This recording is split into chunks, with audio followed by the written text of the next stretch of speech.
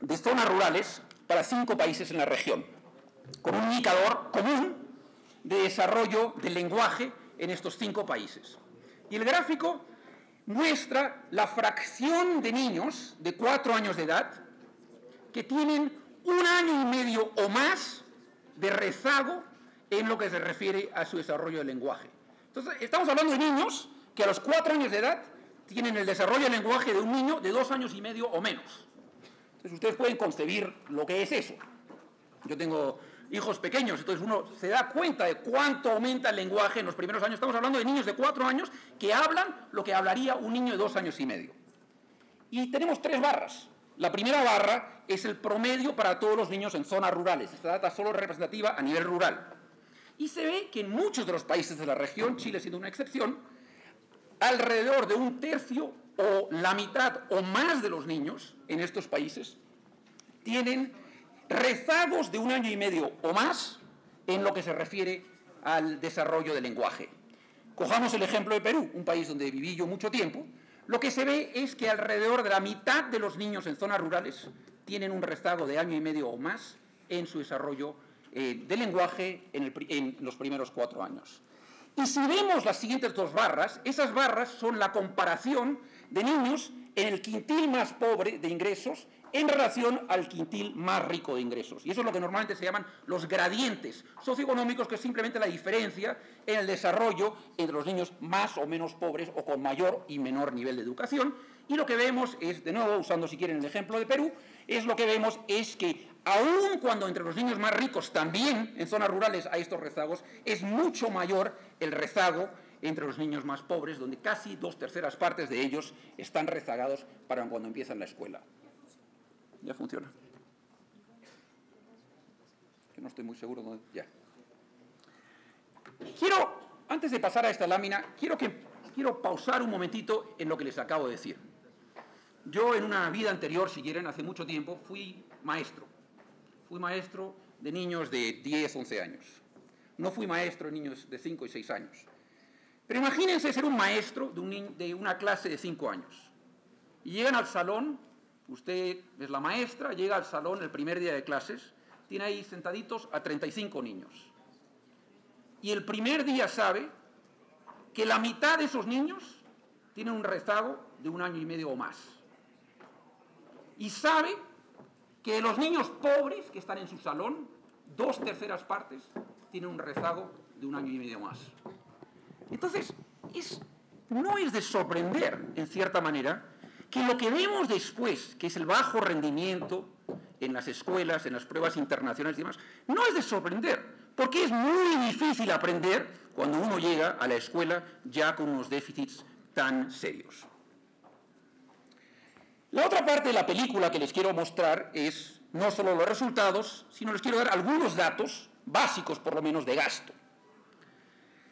El BID acaba de hacer un estudio en el cual recogimos data presupuestal para 9 países para ver cuál es la fracción del gasto total público que se asigna a programas que benefician a niños de 0 a 5 años. No tienen que ser programas solamente de primera infancia, pueden ser, por ejemplo, programas como Prospera, que también benefician a niños pequeños.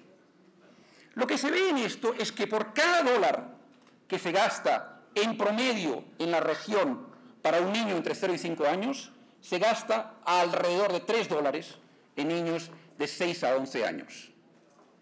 Entonces, justamente en este periodo tan crítico es donde no gastamos mucho.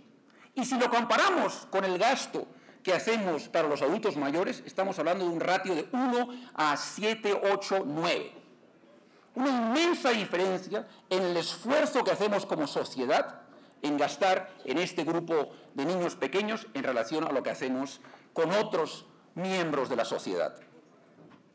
En el caso concreto de México, el gasto total en programas para niños de 0 a 5 años es de alrededor de 0.4% del PIB.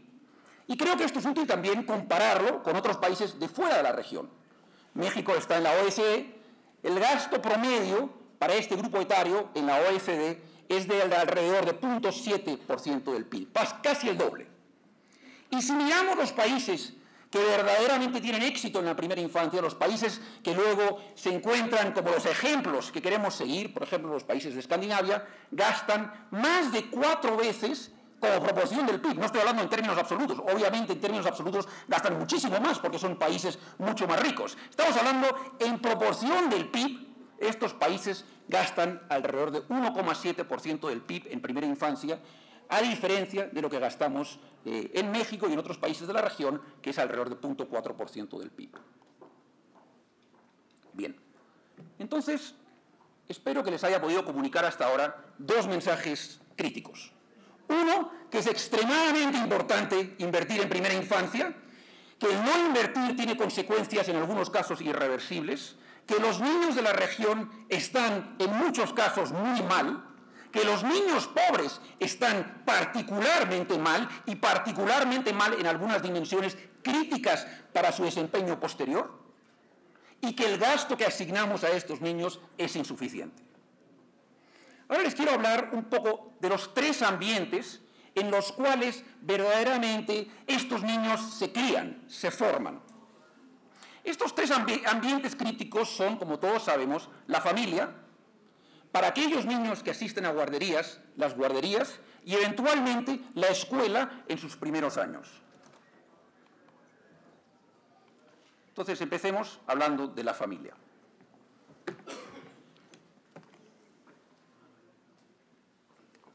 Tradicionalmente, el Estado ha tomado o se ha visto con unas funciones bastante limitadas en lo que se refiere a la crianza de los niños en sus primeros años. La visión, digamos, más tradicional del Estado da algunos bienes públicos, por ejemplo, vacunación de niños, y también trata de asegurar que no haya casos extremos, por ejemplo, maltrato de niños en su primera infancia.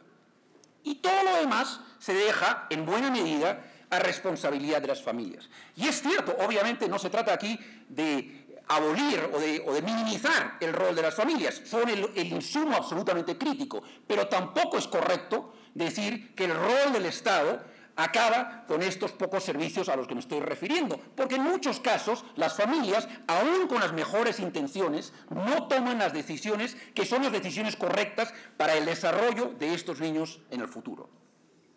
Y se puede dar por una serie de razones. Una razón obvia es que pueden no tener los recursos para invertir lo que deberían de invertir en estos niños. Otra razón es que pueden no tener el conocimiento sobre cómo invertir o sobre la importancia de invertir, o no sepan exactamente cómo hacer estas inversiones críticas en la primera infancia. Entonces, el mensaje aquí es de que hay un rol crítico para el Estado, aún en estos ámbitos en los que tradicionalmente no hemos pensado tenemos una responsabilidad. Como les mostré anteriormente, los mayores déficits en desarrollo, en particular en desarrollo cognitivo, se observan entre los niños en familias pobres. Entonces uno podría pensar que verdaderamente lo más crítico es la falta de recursos, porque la falta de recursos puede conllevar peor nutrición, menor material de estimulación, usos de servicios de peor calidad, también mayores niveles de depresión y estrés entre las familias, que también sabemos, por evidencia biológica, afecta el desarrollo en primera infancia. Muchos países de la región, incluido México, con el programa Prospera, han hecho un gran esfuerzo invirtiendo en programas de transferencias monetarias. Estos programas han sido extremadamente importantes, han sido una revolución verdaderamente en la política social en América Latina, una revolución liderada por México en este sentido.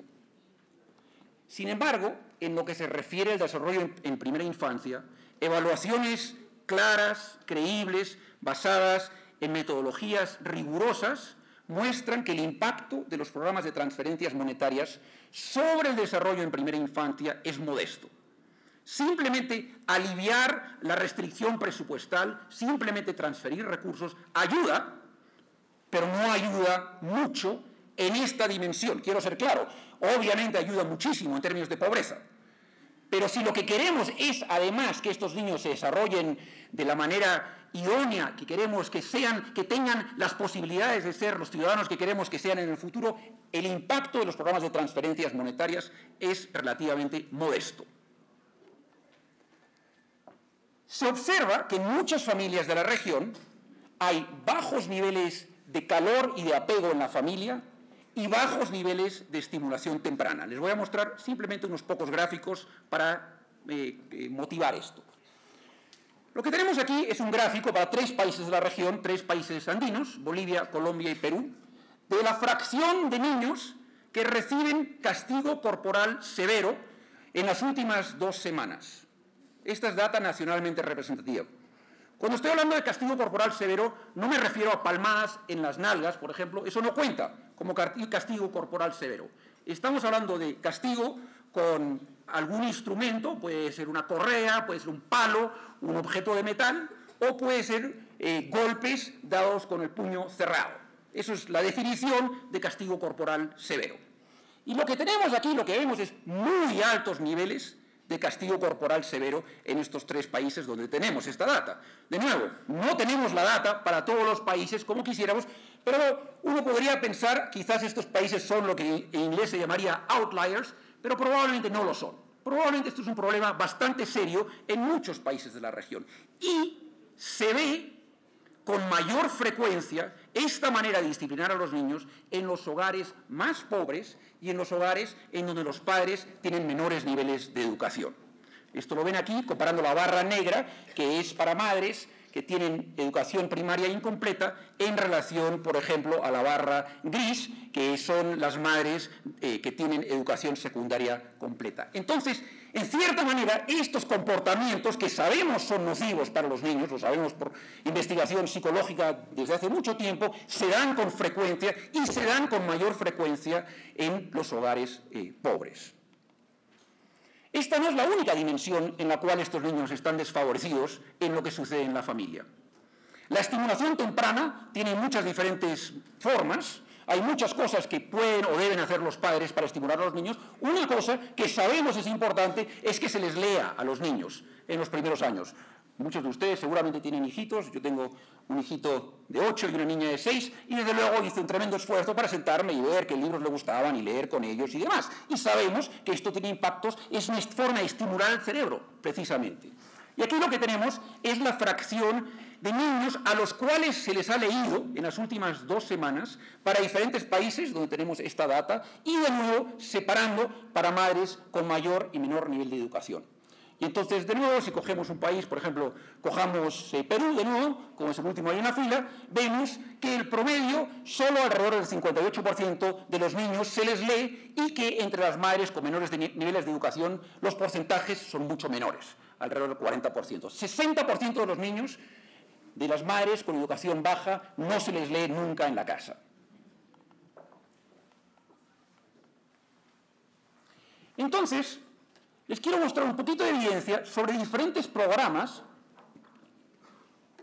que han tratado de trabajar directamente con padres para mejorar estos niveles de estimulación temprana que se dan entre los niños o en las familias para los niños pequeños.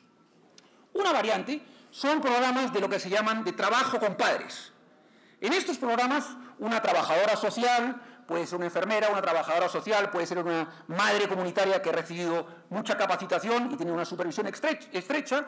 Una trabajadora social va, visita los hogares y trabaja en una serie de rutinas y actividades estructuradas con los padres durante normalmente alrededor de 1 hora cada 2 semanas. Y les quiero mostrar un ejemplo de el impacto que esto puede tener. Y este a mí me parece un ejemplo verdaderamente